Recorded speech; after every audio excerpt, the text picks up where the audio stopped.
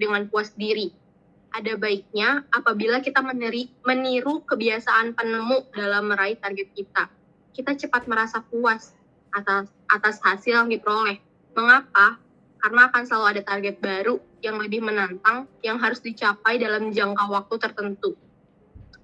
Rasa cepat puas akan membuat pencapaian target tertunda dan membuat kita terjebak pada zona nyaman. Bisa jadi kita meninggalkan target baru yang lebih potensial bagi diri kita karena menganggapnya terlalu tinggi untuk dicapai. Sekian, terima kasih. Iya, terima kasih Resti untuk sharing motivasinya pada siang hari ini ya. Puas dengan hasil yang didapatkan ya. Jadi seringkali kita tuh kalau udah mendapatkan sesuatu yang menurut kita sudah bagus, udah baik ya, kita langsung merasa udah cukup buat kita. Padahal mungkin kita masih punya kesempatan lagi untuk lebih baik lagi gitu ya. Jadi dari motivasi yang tadi diberikan oleh Resti membuat kita selalu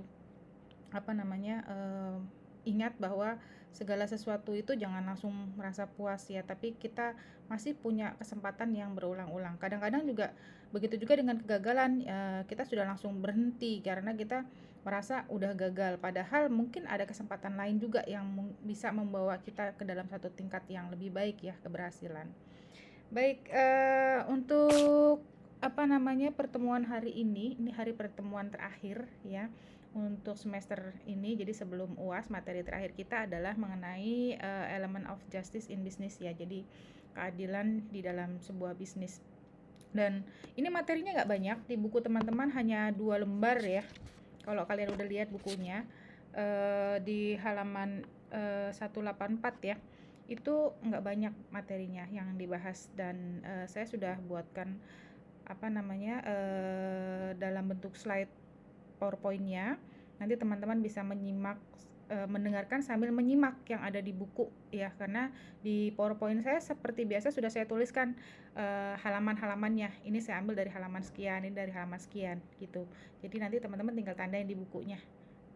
Ada kan bukunya kan? Sekarang udah mau UAS pasti udah ada kan? Belum Bu, belum dapat juga. Kalian belajar dari mana?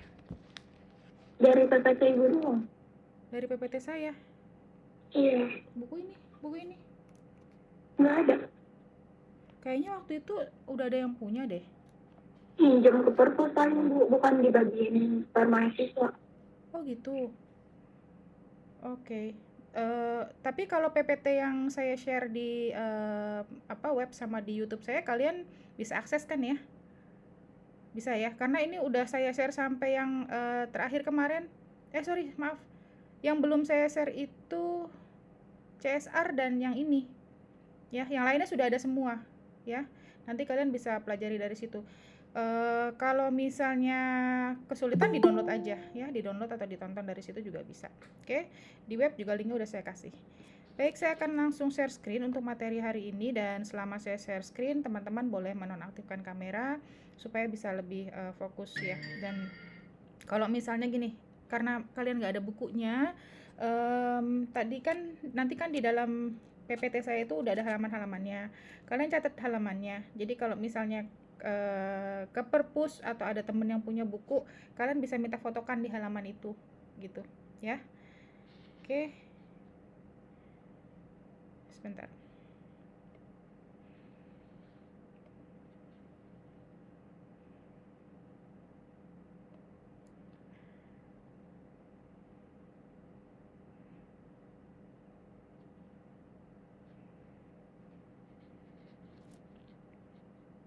Sudah terlihat?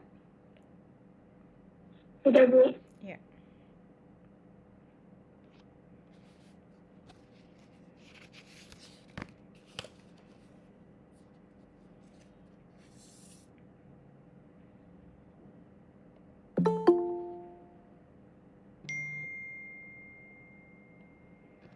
Assalamualaikum warahmatullahi wabarakatuh. Di materi terakhir kita hari ini kita akan membahas mengenai keadilan dalam bisnis.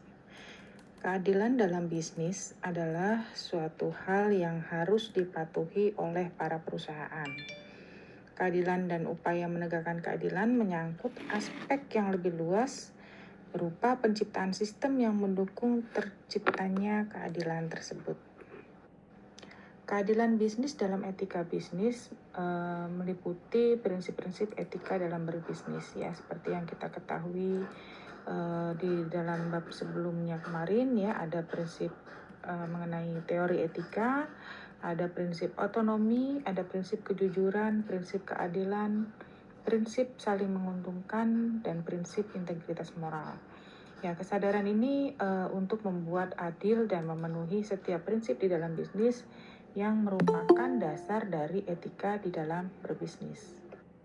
Tanggung jawab sosial perusahaan mempunyai kaitan yang erat dengan penegakan keadilan dalam masyarakat umumnya dan bisnis pada khususnya. Tanggung jawab sosial perusahaan berkaitan langsung dengan perbaikan kondisi sosial ekonomi yang semakin sejahtera dan merata. Nah, perlakuan yang sama terhadap semua orang harus sesuai dengan hukum yang berlaku. Pembangunan nasional kita bertujuan mewujudkan masyarakat adil dan makmur. Tapi dalam kenyataannya masih sering terjadi berbagai gejolak ya.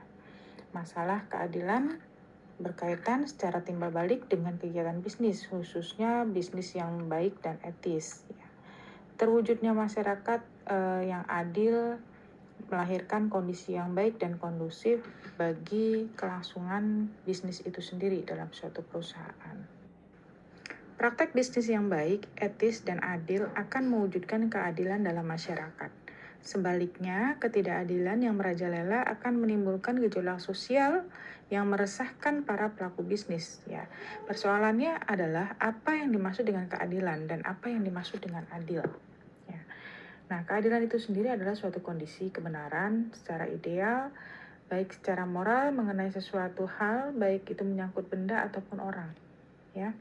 Menurut sebagian besar, teori keadilan ini memiliki tingkat kepentingan yang besar, terutama di dalam hal bisnis, karena terwujudnya keadilan masyarakat akan melahirkan kondisi yang baik dan kondusif bagi kelangsungan bisnis, ya.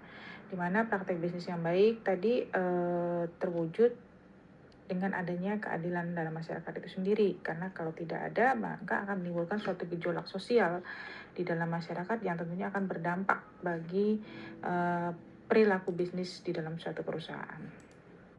Ruang lingkup prinsip keadilan menurut distribusi Rao ya, ada yang pertama yaitu paham tradisional di dalam bisnis, terdiri dari 3, keadilan legal, komutatif, dan keadilan distributif. Kemudian ada keadilan individual dan struktural, ada teori keadilan Adam Smith ya, prinsip no harm, prinsip non-intervention, dan prinsip keadilan tukar ya. Kemudian yang keempat ada teori keadilan distributif Rao, John Rao ya, prinsip-prinsip keadilan distributif Rao dan kritik ya. Kemudian ada yang terakhir adalah jalan keluar atas masalah ketimpangan ekonomi. Nah, intinya dari semua ini adalah semua orang atau kelompok masyarakat diperlakukan secara sama oleh negara di hadapan dan berdasarkan hukum yang berlaku. Semua pihak dijamin untuk mendapatkan perlakuan yang sama sesuai dengan hukum yang berlaku. Ya, kita akan melihat satu persatu di dalam paham tradisional dalam bisnis ya. Anda bisa buka di buku teman-teman mulai halaman 185 ya.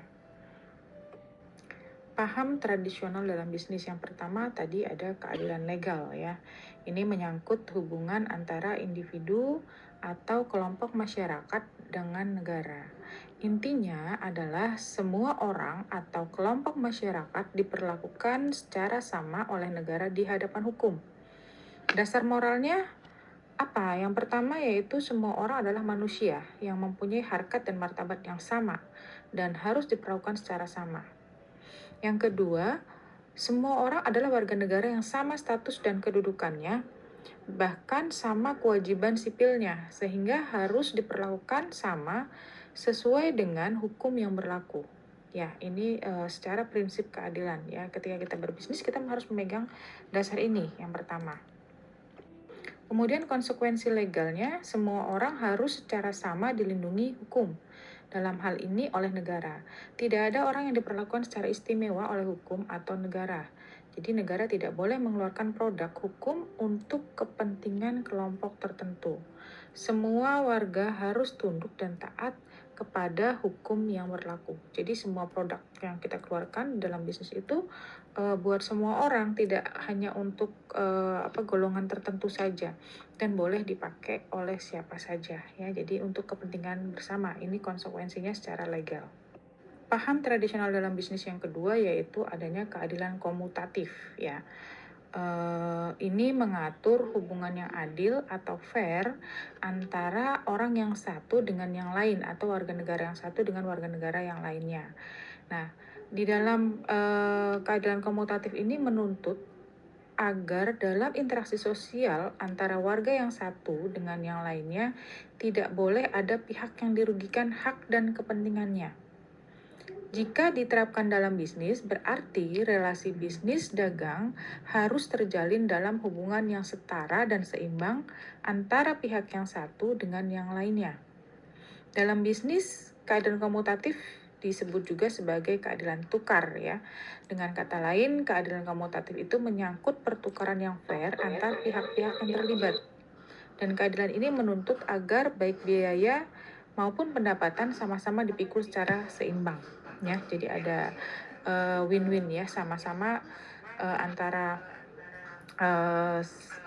si pembuat produknya tadi dan penyelenggara bisnisnya dengan rekanannya harus sama, seimbang ya. Apa yang harus diterapkan di dalam prinsip bisnis tersebut dalam hukum dagangnya ya.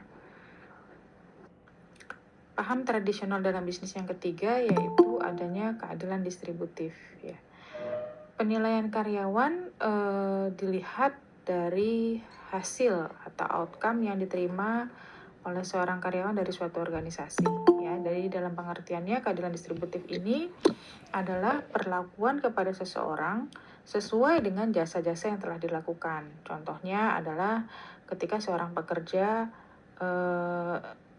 yang diberikan gaji sesuai dengan hasil yang telah dikerjakannya. Keadilan individual dan struktural ya. Keadilan ini merupakan upaya menegakkan keadilan menyangkut aspek yang lebih luas berupa penciptaan sistem yang mendukung terwujudnya keadilan tersebut. Nah, prinsip keadilan legal berupa perlakuan yang sama terhadap setiap orang, bukan lagi soal orang per orang, melainkan menyangkut sistem dan struktur sosial politik secara keseluruhan. Untuk bisa menegakkan keadilan legal dibutuhkan sistem sosial politik yang memang mewadahi dan memberi tempat bagi tegaknya keadilan tersebut, ya, termasuk di dalam bidang bisnis. Di dalam bisnis, pimpinan perusahaan manapun yang melakukan diskriminasi tanpa dasar yang bisa dipertanggungjawabkan secara legal dan moral harus ditindak demi menegakkan sebuah sistem organisasi perusahaan yang memang menganggap serius prinsip perlakuan yang sama, fair, atau adil ini ya. Di dalam bidang bisnis dan ekonomi mensyaratkan suatu pemerintahan yang juga adil, pemerintah yang tunduk dan taat pada aturan keadilan dan bertindak berdasarkan aturan keadilan itu. Nah, yang dibutuhkan adalah apakah sistem sosial politik berfungsi sedemikian rupa hingga memungkinkan distribusi ekonomi bisa berjalan baik untuk mencapai suatu situasi sosial dan ekonomi yang bisa dianggap cukup adil ya. Nah, di sini pemerintah mempunyai peranan yang sangat penting dalam hal menciptakan sistem sosial politik yang kondusif dan juga tekadnya untuk menegakkan keadilan, termasuk di dalamnya keterbukaan dan kesediaan untuk dikritik, diprotes, dan digugat bila melakukan pelanggaran keadilan. Tanpa itu semua ya ketidakadilan ini akan merajalela di dalam masyarakat ya. Maka semuanya harus diatur ya dalam struktur perusahaan, di dalam pemerintahan pun juga harus diatur bagaimana kita berbisnis, etika kita berbisnis ya, supaya adil. Ini prinsip keadilan tukar Adam Smith ya, di mana membedakan antara harga alamiah dan harga pasar atau harga aktual. Harga alamiah itu adalah harga yang mencerminkan biaya produksi yang telah dikeluarkan oleh produsen ya, terdiri dari 3 komponen. Biasanya ada biaya buruh, keuntungan pemilik ya, modal dan sewa ya. Sedangkan harga pasar atau harga aktual itu adalah harga yang aktual yang ditawarkan yang dibayar dalam transaksi dagang dalam pasar. Ya, ini artinya adil, ada harga alamiah dan ada harga aktual atau harga pasar tadi ya, harus ditetapkan seperti ini. Ini prinsip keadilan yang dimaksud dengan prinsip keadilan tukarnya Adam Smith. Nah, ini misalkan kalau suatu barang itu dijual dan dibeli pada tingkat harga alamiah, itu berarti barang tersebut dijual dan dibeli pada tingkat harga yang adil. Pada tingkat harga itu baik produsen maupun konsumen sama-sama untung. Ya, harga alamiah ini mengungkapkan kedudukan yang setara dan seimbang antara produsen dan konsumen karena apa yang dikeluarkan masing-masing dapat kembali sesuai dengan nilainya. Ya, produsen dalam bentuk harga yang diterima, sementara konsumen dalam bentuk barang yang diperoleh. Maka keadilan nilai tukar ini benar-benar terjadi. Nah, dalam jangka panjang melalui mekanisme pasar yang kompetitif, harga pasar akan berfluktuasi sedemikian rupa sehingga harga alamiah melahirkan sebuah titik equilibrium yang menggambarkan kesetaraan posisi produsen dan konsumen. Nah, dalam pasar bebas yang kompetitif, semakin langka barang dan jasa yang ditawarkan dan sebaliknya semakin banyak permintaan, harga akan semakin naik. Pada titik ini produsen akan lebih diuntungkan, ya, sementara konsumen dirugikan, ya. Kenapa? Karena ketika banyak permintaan kan harganya naik nih, kayak sekarang ya, nih, ketika banyak permintaan mengenai susu Bir Brand ya, kemudian harga juga naik ya. Pada titik ini produsen akan lebih diuntungkan, sementara konsumen lebih dirugikan. Nah, ini yang dimaksud di mana prinsip ini terjadi ya. Namun ketika karena harga naik semakin banyak, produsen yang tertarik untuk masuk ke bidang tersebut menyebabkan penawaran berlimpah. Nah, jadi kalau ketika dia permintaannya banyak nih, dia produksi lagi mungkin semua produsen ikut memproduksi ya. Nah, ketika sudah mencapai tadi titik equilibrium tadi, maka harga ini bisa menjadi turun ya. Jadi kenapa? Karena konsumen menjadi diuntungkan sementara produsen dirugikan gitu. Jadi sebaliknya, harganya jadi sekarang lebih murah gitu dibandingkan ketika waktu awal-awal harganya ini permintaan pasarnya tinggi ya. Jadi karena produksinya banjir di masyarakat, maka permintaan terpenuhi, stok barangnya banyak, maka harganya menjadi turun. Dengan demikian, selanjutnya harga akan berfluktuasi sesuai dengan mekanisme pasar yang terbuka dan kompetitif ya. Karena itu, dalam pasar yang terbuka dan kompetitif, fluktuasi harga akan menghasilkan titik equilibrium tadi, yaitu sebuah titik di mana sejumlah barang yang akan dibeli oleh konsumen sama dengan jumlah yang ingin dijual oleh produsen ya, titik keseimbangan ya. Kalau digambarkan dalam sebuah grafik atau kurva ya, ini bisa terlihat gitu ya. Di dalam titik equilibrium ini, harga tertinggi yang ingin dibayar konsumen sama dengan harga terendah yang ditawarkan oleh produsen. Ya, titik equilibrium inilah yang menurut Adam Smith mengungkapkan keadilan komutatif dalam transaksi bisnis. Ya, nah kita bisa melihat bagaimana pasar menemukan keseimbangan. Ya, jadi cara termudah untuk menentukan titik equilibrium adalah dengan melihat kurva penawaran dan permintaan tersebut ya. Titik equilibrium akan terjadi pada perpotongan kedua kurva tadi ya. Tapi jika kita tidak memiliki kurvanya, kita bisa melihat atau menghitung equilibrium pasar dan fungsi permintaan dan penawaran ya. Kita dapat menentukan dengan menyamakan fungsi permintaan dan penawaran tersebut ya. Nah, apa yang terjadi ketika pasar mengalami disequilibrium ya? Mekanisme pasar akan bekerja ketika ada disequilibrium dan akan menggerakkan permintaan dan penawaran menuju equilibrium yang baru ya. Dan ini akan terjadi jika harga di atas harga equilibrium atau harga di bawah harga equilibrium ya. Nah, ketika harga pasar di atas equilibrium, kuantitas yang ditawarkan lebih besar dari jumlah yang diminta dan itu mengakibatkan pasokan ekses pasokan atau over surplus survei ya, jadi over ya, kebanyakan. Dalam situasi ini harga akan cenderung turun. Nah, ekses pasokan ini menciptakan tekanan ke perusahaan ya, pasar tidak cukup untuk menyerap output mereka Mereka kemudian akan mengurangi output dan menurunkan harga untuk menarik lebih banyak permintaan. Di sisi lain, harga yang lebih murah membuat konsumen membeli lebih banyak dan itu mendorong kuantitas yang diminta menjadi meningkat, ya. Proses tersebut berlanjut sampai kuantitas yang diminta sama dengan kuantitas yang dimiliki atau yang dipasok oleh produsen, sehingga equilibrium baru bisa tercapai lagi, ya. Ada titik equilibrium baru, ya. Nah, kondisi disequilibrium kedua ini terjadi ketika harga produk di bawah titik equilibrium tadi, ya, kuantitas yang diminta melebihi jumlah yang dipasok, atau dengan kata lain ada ekses permintaan atau ekses demand, ya. Pasar akan mengalami kelangkaan barang sehingga tingginya permintaan, ya, dan permintaan yang kuat akan mengakibatkan perusahaan melihat peluang untuk menghasilkan lebih banyak pendapatan dengan meningkatkan output. Nah, mereka secara perlahan juga akan menaikkan harga, ya. Output yang lebih tinggi menyebabkan pasokan pasar meningkat.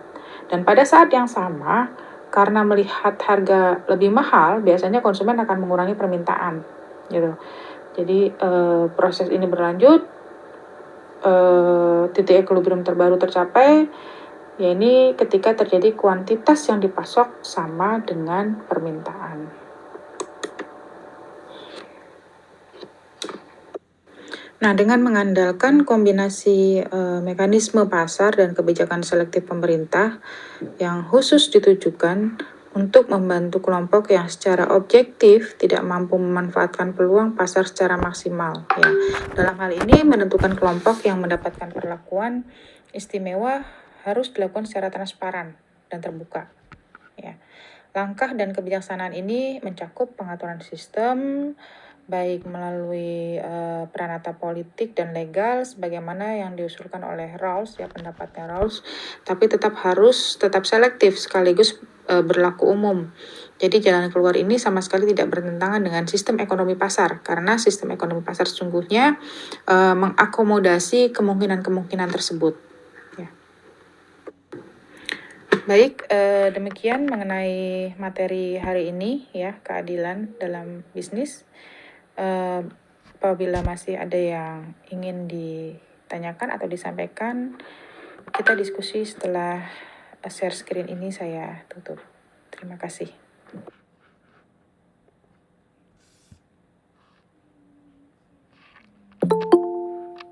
Iya, baik. Jadi silakan diaktifkan dulu kameranya.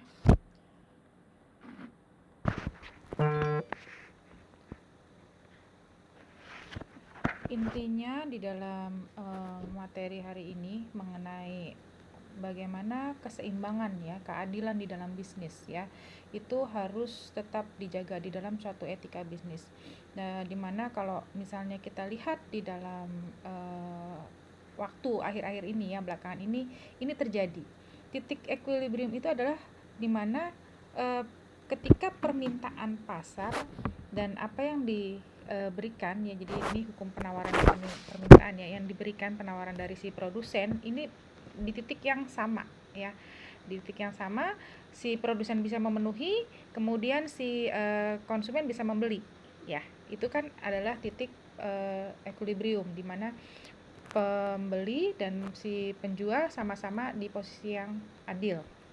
Nah, kalau kita lihat di kasus, saya ambil contoh, Anda tahu ivermectin, ya, yang akhir-akhir ini menjadi satu bahasan yang paling hangat di dalam berita, ya, bahwa itu akan menjadi salah satu obat yang akan diproduksi massal oleh BUMN kita, Bio Farma. Nah, artinya kenapa sih Bio Farma ini, BUMN ini tugasnya dia memproduksi banyak massal, padahal kan obat itu bisa diproduksi oleh farmasi mana saja. Tapi si BUMN ini mengambil alih tugas itu dengan cara ketika produksinya dibuat banyak, maka si pasar tidak bisa memainkan harga, gitu. Jadi mereka kasih batas harga eceran tertinggi dan harga eceran terendah, gitu. Karena kalau tidak demikian, maka di tengah krisis yang kita lagi sama-sama pandemi, tapi orang memanfaatkan, menaikkan harga seenaknya. Kasus yang kemarin itu di oximeter, ya, oximeter. Ketika orang butuh alat pengukur oksigen, itu kan harga awalnya kan cuma 75.000, 65.000. Sekarang harga bisa sampai 400 sampai 500. Kenapa? Karena permintaan pasar, orang banyak yang lagi sakit. Nah, si produsen obat, si produsen alat kesehatan ini tahu pasar butuh tinggi gitu ya, butuh permintaan yang banyak, maka mereka menaikkan harga. Nah, ini yang dimaksud tidak ada keadilan di dalam bisnis. Maka tugas pemerintah salah satunya adalah menstabilkan itu tadi, harga itu, supaya harga ada di tengah-tengah. Ya, ini kalau teman-teman ngikutin berita ya, 1 hari belakangan kemarin, dalam 2 hari sekarang ini, Anda tahu susu Bir Brand kan? Harga Bir Brand Tahu, Bu. berapa sih? Harga Bir Tahu, Brand, Bu. ya, di pasar kan hanya 6.000, 7.000. Hari ini sudah 15.000. Yang satu kratnya itu tadinya hanya 200. Ya, paling mahal 250. Anda coba cek di Tokopedia, paling murah hari ini adalah 400.000. Bir Brand. Kenapa? Ini yang dimaksud bahwa di dalam etika bisnis, keadilan dalam bisnis itu harus ada. Ya.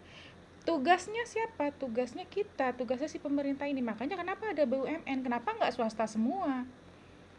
Gitu. Supaya ada patokan harga. Mereka tidak bisa menjual seenaknya. Nanti ketika si Nestle misalnya membanjiri pasar dengan Bir Brand tadi, cukup pasarnya, maka harga itu akan anjlok lagi. Ingat waktu kasus masker, ya, awal-awal kita pandemi, ya, anak-anak KA pasti tahu deh nih gimana cara ngitungnya. Ya, masker itu harganya berapa sampai kita langka, sampai harganya saya tidak salah, saya pernah beli harga 150.000 satu box itu. Dan sekarang harganya berapa? 25.000. Bahkan kemarin saya beli yang tidak pakai box itu 8.000. Gitu. Ya. Ini yang dimaksud kenapa di dalam bisnis tidak melulu profit, tapi ada etika yang harus ditegakkan, etika bisnis gitu. Nah, ini tugas siapa? Tugas si pemimpin yang ada di dalam suatu perusahaan, pimpin yang ada dalam suatu pemerintahan. Ya, tugas teman-teman ke depan.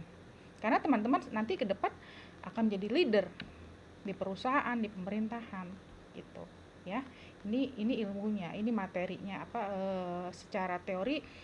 Ini loh, tidak hanya Anda menguntungkan gimana saya bikin produk, gimana saya jual, gimana saya profit, ya, tapi Anda harus perhatikan orang-orang si konsumen tadi, bahwa mereka punya hak yang harus dilindungi gitu.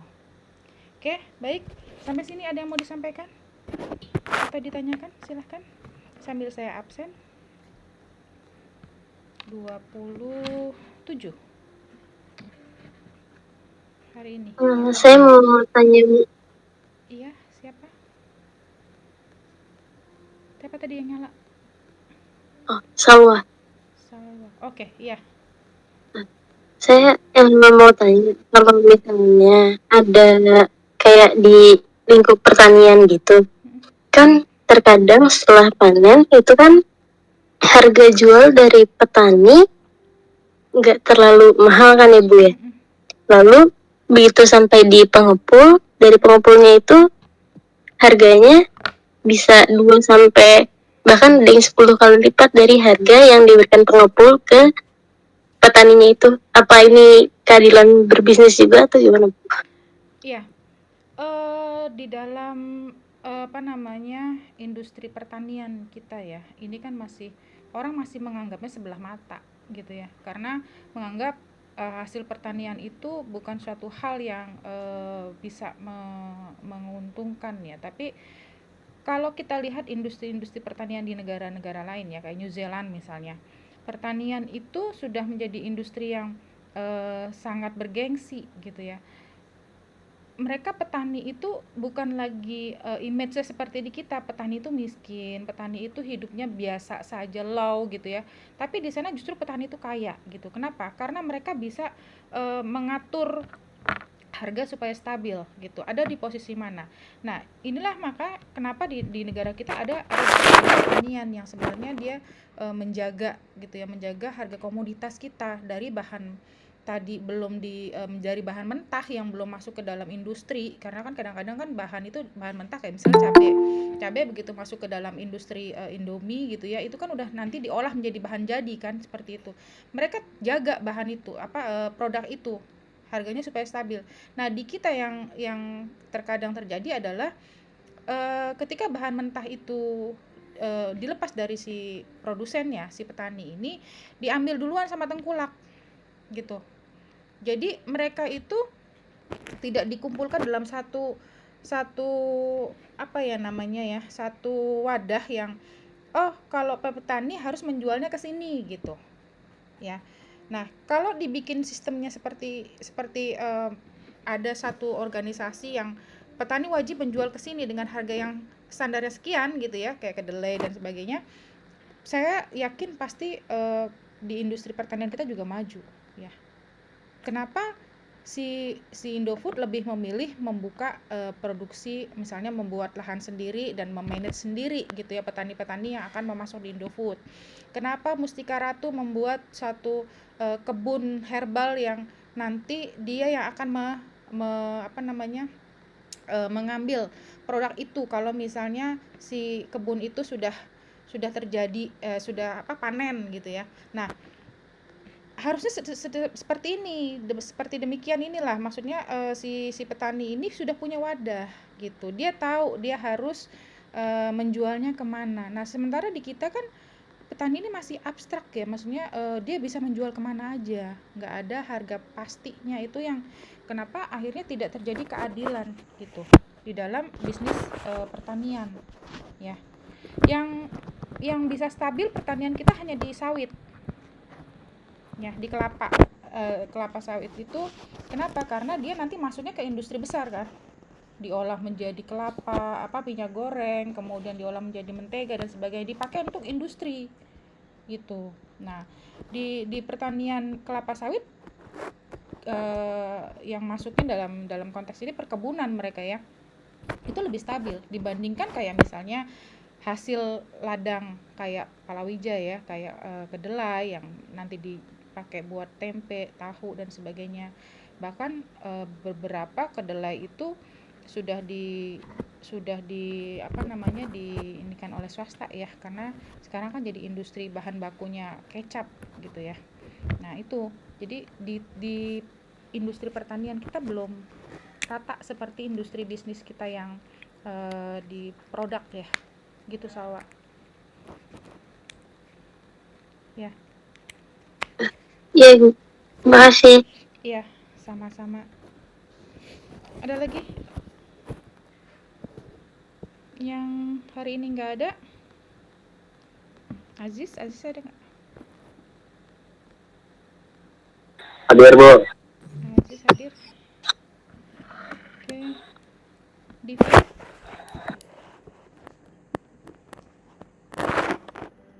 Divia. Saya Medianto, Bu. Saya mau Medianto.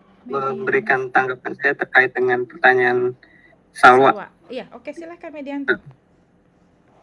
Saya mendapat informasi dari salah satu channel YouTube yang melakukan analisa terkait dengan pertanian di Indonesia, terutama di pertanian beras padi. Di situ beras padi tadi. Oke, ya. Nah, di situ banyak sekali mata rantai distribusi, sehingga harga beras itu terbilang cukup tinggi. Terus Ibu tadi juga bilang coba aja di petani kita dikasih sebuah media untuk menjualkan hasil panennya secara mandiri. Itu sudah ada sebenarnya melalui digital. Ya, tetapi pada saat praktek di lapangannya itu, ketika ditanya kepada para petani, mereka lebih memilih kenapa? Karena alasannya hanya mereka tuh para petani lebih dekat dengan para tengkulak. Ya. Seperti itu. Ya. Oke, terima kasih atas responnya Medianto. Ya, ini tadi benar sekali ya dari Medianto bahwa kenapa mereka dekat dengan para tengkulak, karena mereka punya keterikatan sosial dan emosional gitu. Sementara keterikatannya si petani dengan teknologi itu masih jauh di negara kita ya. Jadi contoh ya, saya ambil suatu contoh. Di kita kan sebenarnya sudah ada Tani Hub ya. Tani Hub itu satu platform kalau si petani mau jual kemana, atau kita sebagai seorang investor mau menanamkan modal kita di mana, di industri pertanian, itu bisa melalui Tani Hub. Nah, di negara maju kayak tadi saya sebutkan contoh kayak New Zealand gitu ya, mereka itu memanage pertaniannya itu dengan secara profesional. Tidak hanya pertanian, mereka tuh sudah ada pengumpul. Jadi contoh kayak saya punya teman di industri peternakan di sana, dia itu punya peternakan sapi. Jadi masing-masing sapi itu dia punya alat pendeteksi gitu. Jadi sapinya dia nomor berapa, kayak barcode-nya gitu loh. Kalau di kita tuh ada registrasi number-nya gitu. Jadi sapinya dia itu ada tandanya pengenalnya. Jadi kalau misalnya dia sapi ini nanti dijual kemana atau mungkin posisinya ada di mana, dia bisa mendeteksi dengan registrasi number itu. Gitu. Di kita kan belum. Ya. Di kita seperti itu belum. Makanya mereka sudah memanage bisnis tradisional dengan cara bantuan teknologi. Di kita tradisional masih dengan tradisional, kita masih belum seperti itu ya. Meskipun sekarang sudah mulai ada platform-platformnya di para petani-petani muda kita yang udah mulai maju nih cara berpikirnya gitu, dengan menyediakan platform mempertemukan si investor atau si penjual dengan si pembeli gitu. Sudah ada sebenarnya ya, cuman belum banyak yang aware. Oke, itu penjelasannya, tambahannya ya. Mudah-mudahan sih teman-teman semakin banyak kemudahan kita untuk membaca dan mendengarkan ya, karena kan kita sekarang ini minim literasi ya. Males kalau suruh baca, tapi suruh dengerin seneng gitu. Nah, dengan cara teman-teman melihat di YouTube, channel YouTube atau mungkin di Instagram ya. Tapi ya itu, kita sendiri yang harus memfilter mana yang kita perlukan, mana yang tidak. Begitu. Oke, saya lanjutkan lagi. Divya tadi nggak ada ya? Divya nggak ada. Levi? Magang sebetulnya Mana? masih pada magang. Oh, masih pada magang. Oh iya, Divya magang, bener. Levi juga masih magang. Levi, Yosia juga nggak ada. Muhammad Yosia tidak ada, masih magang. Nadia? Sama juga Bu magang. Oke, nggak ada juga magang. Terus Novianti. Sakit. Masih sakit? Yang sakit. Oke. Unul Sakit. Triaspari Tri Aspari? sakit Bu. Sakit. Oke. Yudo? Yudo magang? Yudo magang Bu. Oke, baik. Ya, Kak, lengkap. Terus Ape? Ape yang nggak ada siapa? Cipta Hawa mana? Cipta Hawa magang Bu. Magang. Iya. Baru ya? Sudah lama Bu. Minggu lalu juga ya? Baru 2 minggu? Iya. Oke. Terus siapa lagi? Muhammad Soleh? Muhammad Soleh tidak ada kabar ke saya maksudnya ya Bu. Iya. Oke. Tapi kalau Rifki Rivanrio memang udah ada kerja. Oke. Memang udah kerja. Oke, izin ya. Nurul Nuraini. Nurul yang mana nih Bu? Nurul Nuraini. Nurulnya banyak banget, ada yang kemana? Nurul Nuraini. Oke. Nurul Nuraini kayaknya belum dia Ada. deh Bu. Ada. Udah biasa habis. Ada. Udah. Ya, kadang-kadang katanya Tadi susah belum ya. biasa. Masuknya susah ya. Novita ada. Oke, udah masuk. Hadir Ibu. Nur Fadilah udah masuk. Oke. Syara? Ya. Nila Aprilia sakit Bu. Aprilia. Siapa namanya? Nila Aprilia. Nila. Oke. Hmm. Loh, perasaan tadi lihat deh Nila. Namanya. Salah apa ya? Nia kali Bu. Nia ya? Oke. Iya, ada Nia, ada Nila. Oke, baik. Syera nggak ada kabar lagi? Udah berapa minggu? 3 minggu? Syera nggak ada kabar. Ya. Baik, sudah lengkap. Ini saja untuk pertemuan hari ini. Dan buat teman-teman yang